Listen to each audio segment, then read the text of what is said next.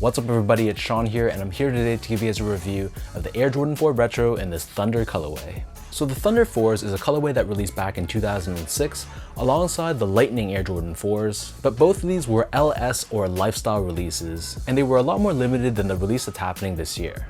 So the very first retro of the Thunder 4s happened back in 2012, and now just over 10 years later, Jordan Brand is releasing these once again. So these are set to release on May 13th for a price of $210 or $270 here in Canada. And these will be available at most sneaker boutiques here in Canada, including the Closet Inc. The Closet Inc. is my go-to spot for Nike and Jordan retros, and they're independently owned and operated, located right here in Southern Ontario in Canada. So for all my Canadian viewers out there, I'll link their website, their Twitter, all that good stuff down below, and be sure to check them out and tell them that I sent you. So the official colorway for the Thunder 4 is black, tour yellow, and white, and as of right now, the price on the secondary market for this shoe is looking kinda high, but I wouldn't be surprised following the worldwide Saturday release that the price really settles down to just over retail. But I could be wrong, I'm not an expert whatsoever in resale prices. It's just if I had to guess, I would imagine that a lot of stores would be carrying a decent amount of stock for this shoe. First things first though, here's a quick look at the box. So this comes in this black based cardboard box featuring a cement print splatter found on the top and the sides of the box. And on the very top we have this Jumpman flight branding done in the same colors as the shoes. So taking a deep dive into the details of this shoe, the upper of the sneaker is primarily constructed out of a black colored nubuck. So nubuck being the material that it is prone to showing dust, so that's one thing to keep in mind. And we have this black nubuck overlay surrounding the front toe cap.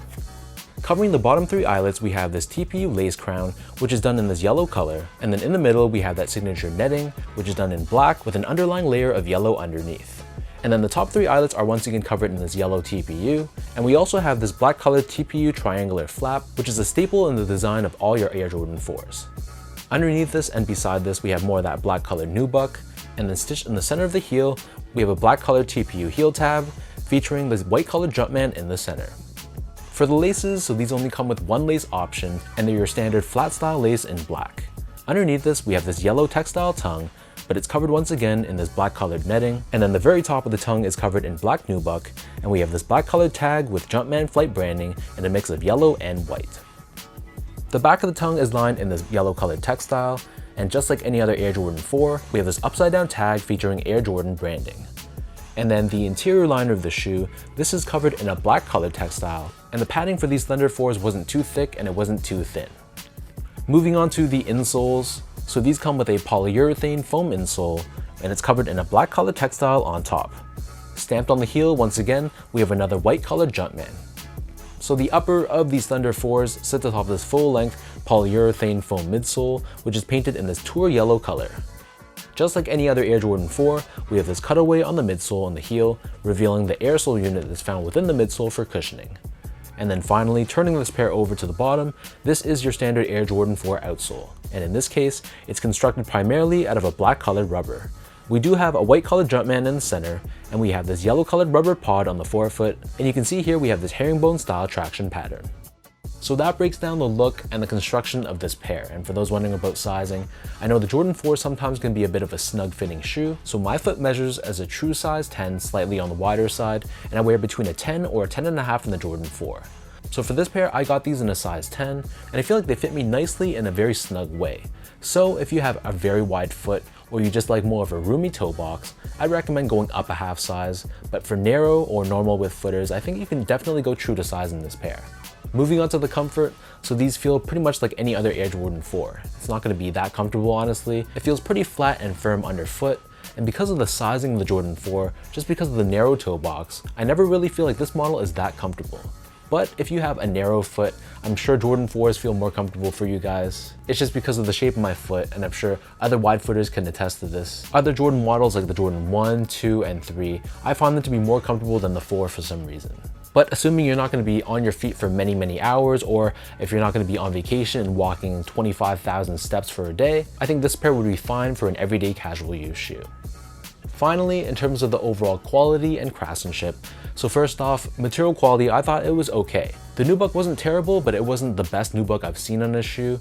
and the overall build of the shoe, I thought it was okay. My pair had a little bit of rippling on the netting on the tongue, and there were some long threads that I had to trim off myself, but really nothing that was super major that they did wrong. So this is pretty much in line with my expectations of a typical general release Air Jordan.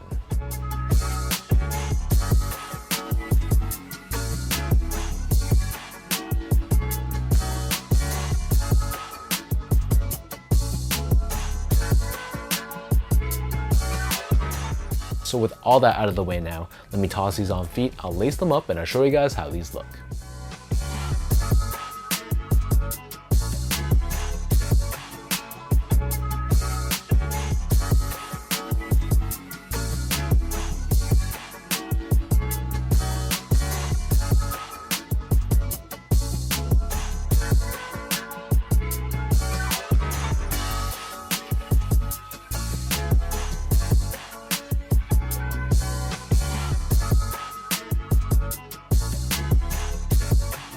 When it comes to the Thunder versus the Lightning Jordan 4s, I've always been team Lightning.